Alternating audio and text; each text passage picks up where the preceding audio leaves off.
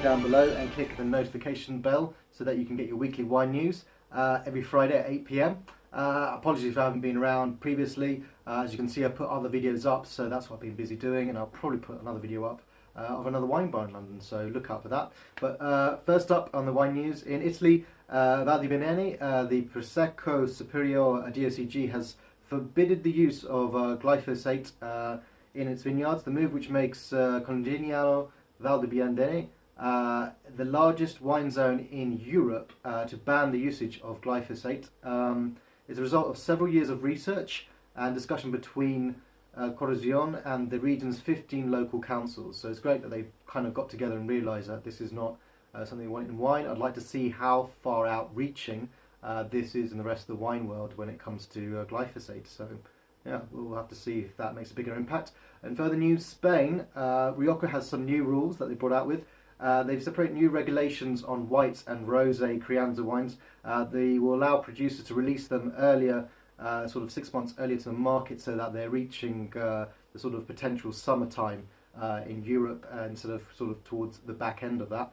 The new terms that they're putting on bottle labels is to have producers demonstrate the authenticity and how that wine is being produced. So they're going to start putting labels on there, but if they are not in sort of in line with what they have put the rules down to it, they can actually tell them to take the label off, or even convict them of some fines. So some good bold steps happening there.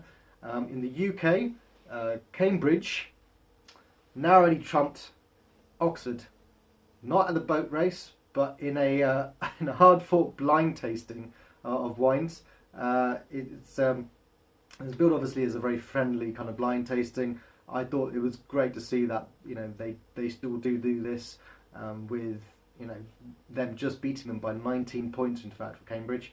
I'd like to see other universities getting involved, if I'm being absolutely honest. It'd be great to not just see the two most elitist universities in the country do this. Yeah, guys, come on, get on with it. Try and do some blind tastings, won't you?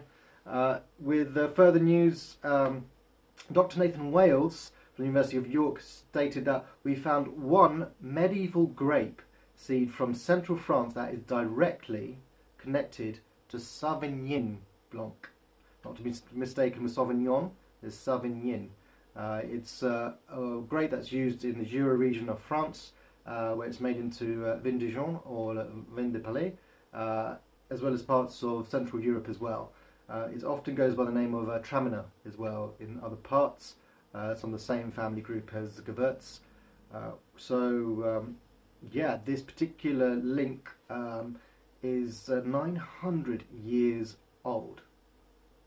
So that means what they've done is that they have taken cuttings of that Sauvignon and they've literally been putting it back onto rootstocks again and again over 900 years, and that's how they're getting a direct sort of involvement from the original, and that's quite impressive, really. They have stated that other sort of grapes like Pinot Noir and as well Syrah have you know, quite longevities, but as far as a direct relationship, Sauvignon is the oldest. Wow, 900 years.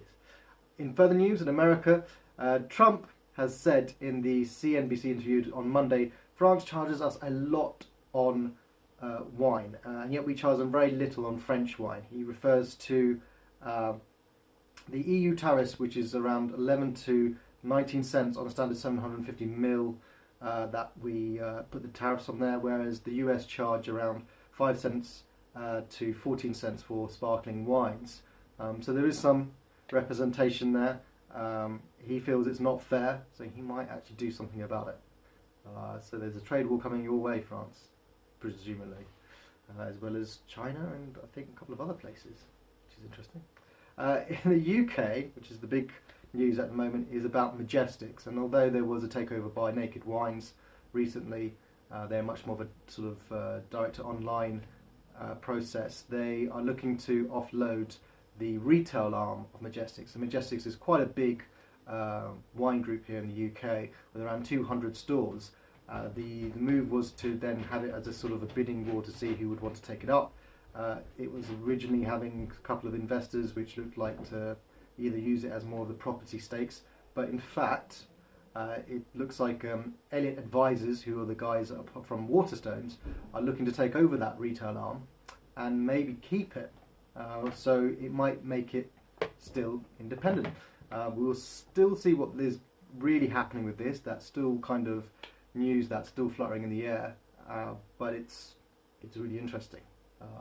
Shareholders might not be too happy about how things are going with it, but in fact they're trying to make sure that this kind of deal goes through soon rather than later. Otherwise it could mean quite a few shareholders not getting any money really out of it, if what I've got from the whole stories. Anyways guys, that's from me. So if you want to click up here for more videos and subscribe down here, please do. I will be back next week, hopefully, with more wine news. If not, then you'll probably see more of our videos. Not that bad really, is it?